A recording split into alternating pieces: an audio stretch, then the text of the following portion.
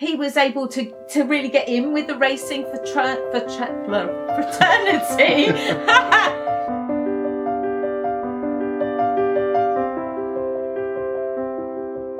Hello. Horses were everywhere in Regency times and in Regency London, and Rachel's just published a new post on the Regency History blog all about a place called Tattersall's Repository. So what was Tattersall's Repository, Rachel? Tattersall's was the place to go in Regency London if you wanted to buy a horse. It was the place where you could buy carriage horses to pull your coach, saddle horses to ride, but also horses for the sportsmen, hunters and race horses. So it sounds like some sort of horse market. So how did it work exactly?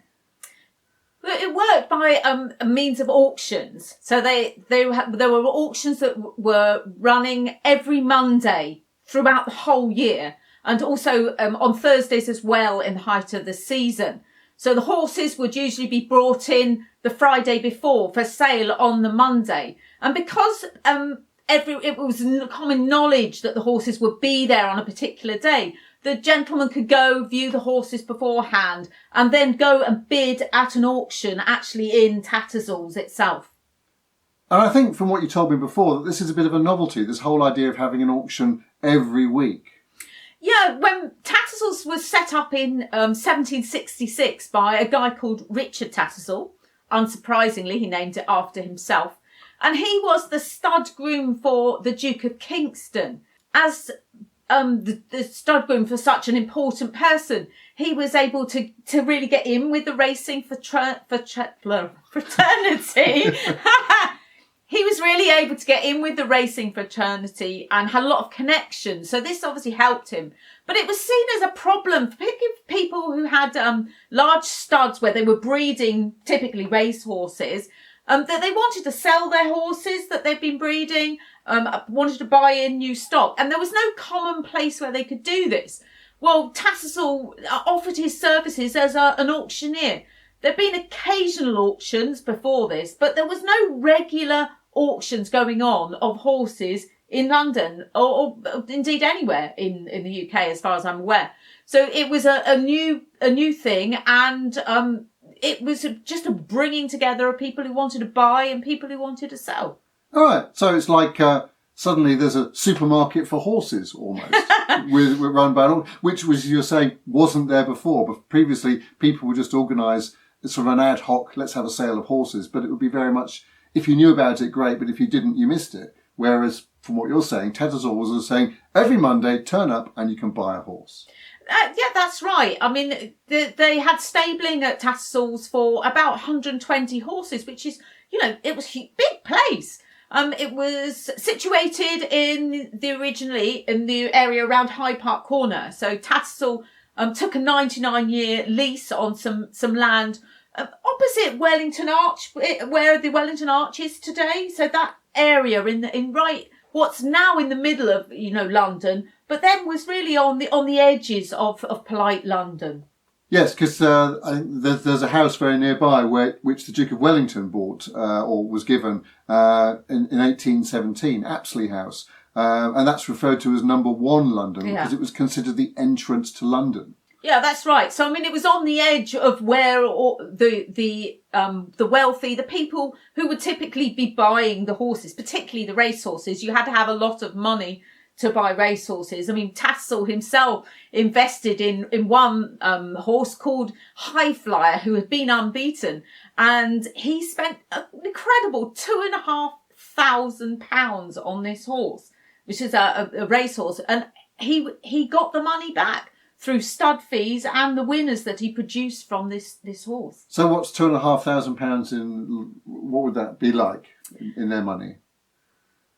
Well, it's difficult to put it into context, isn't it? I kind of think about Pride and Prejudice. I mean, we know from Pride and Prejudice that Mr. Bingley inherited a fortune of £100,000 from his father, and which gave him an income of £5,000 a year. That's the figures quoted in Austin. I've no reason to dispute that was a fairly reasonable return. But we're talking about a wealthy man like Mr. Bingley, and his annual income was £5,000. So £2,500 was like half a rich man's annual income. So it was a lot of money, and you would need a lot of capital, or, as in the case of Tattersall, probably the trust to be able to borrow a large sum of money on the basis that you would be able to pay it back because you were going to get good returns from your investment. So I'm a fairly well-to-do Regency gentleman, and I turn up at Tattersall's on a Monday morning. I've got a few thousand in the bank and I'm looking to buy a horse. What would it look like? What would it feel like? Tattersall on a Mondays was typically very busy. Lots of gentlemen would come to buy horses of one description or another. The area where the auctions took place was in the sort of a quadrangle with covered walkways around the edges of it, covered areas. And in one of these covered areas was the auctions would take place. So from what the pictures that I've seen, it would seem that the horses that were being sold would be taken up and down, and the gentlemen would be gathered round and make their bids for the horse, and there would be the auctioneer would be at the far end of one of these covered areas with a rostrum, and he would be running the auction. We often associate horse racing these days with glamour, and you think about Ascot and Ladies' Days and lots of hats. And were there many women going to Tattersall's? Well, that's a very interesting question, because in my current work in progress, A Single Obsession, I'm trying to see how I could get my heroine to Tattersall's. I've seen a number of prints of Tattersall's, and I have not managed to see a single woman in any of them. Whether that means there were never any women at Tattersall's, I don't know, but I can't find any evidence to suggest it was a place that certainly a woman of quality would be seen in. So very much a preserve for the gentleman, and the gambling gentleman at that. It's funny you should say that, because that is the other reason why gentlemen went to Tattersall's. I don't like the term gambling. I prefer the term betting, because whereas when you're gambling on some things, it really is just a guess. There were a lot of people, typically what were deemed in the cant of the time as the knowing ones, people who actually had information about the different horses, and they believed that when they were betting on horses, that they were using their skill to pick the likely winner. Therefore, they were backing their skill with an appropriate bet, rather than just gambling on something that was total chance. You could subscribe to their betting room for a guinea a year, and you would then have access to the room at Tattersall's where all the betting for all the upcoming races took place. Typically, people would make their bets there, but they would also settle their bets there rather than on the race course wherever it took place in the country. It was more convenient because men could draw on their funds in London. And typically, they would have a settling day after a big race where they would all gather and settle their bets all at once. So a lot of money going through Tattersall's. A lot of money, but also a lot of credit, because obviously Tattersall's sold on credit, which was one of the things that certainly the Sporting magazine attributes to the success of Tattersall's. Not only was Richard Tattersall, when he set the business up, filling this gap in the market, but he was also providing gentlemen an easy way to acquire a horse without having to have the ready money right on that instant. So I could turn up as a respectable Regency gentleman at Tattersall's on a Monday morning, but I didn't actually have much cash on me, or even cash in my bank necessarily. My estate was maybe struggling a bit, but Richard Tattersall would extend credit to me and let me borrow money, basically, to buy a horse. As long as you had enough standing and connections, and perhaps you needed someone to vouch for you, I'm sure he didn't give credit to just anyone. But yes, if you were a nobleman, you would be extended a line of credit, and Tattersall would then be expecting you to be using him regularly, and of course he got a commission on every sale. So you said Richard Tattersall set up Tattersalls in 1766, which of course was a long time before the Regency. The Regency itself started in 1811. Was he still running it by then? Oh no, Richard Tattersall died in 1795, so he would have had difficulty. He's often referred to as Old Tat, but partly to distinguish him from other Richard Tattersall's in his family. Tattersall's was very much a family business. Richard Tattersall took his son Edmund into the business, and then Edmund took his son Richard into the business. And it was that Richard who was running the business during the Regency. So if I went to Hyde Park Corner today, which we do quite often actually, am I going to see anything of Tattersalls? So, because the name Tattersalls, of course, if you know anything about horse racing, you'll know the name Tattersalls is still a big name in the horse racing world.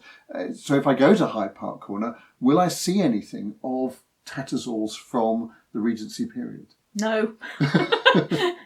I've never seen anything to suggest that there's the slightest sign. I will have to go and investigate. The entrance to Tattersalls was along the road that I think is now called Grosvenor Crescent. So next time we're in London, I shall certainly walk along Grosvenor Crescent and see whether there's a plaque or anything to as a memorial to where Tattersalls was. As far as I'm aware, there's nothing, but who knows? I shall have to investigate. Because you said that they took out a 99-year lease, or Richard Tattersall took out a 99-year lease, and 99 years after 1766, so that was what, 1865, it did move, didn't it? It moved somewhere else in London. Yes, it moved to Knightsbridge in 1865 when the lease ran out. But now Tattersall's, I believe, is now based in Newmarket.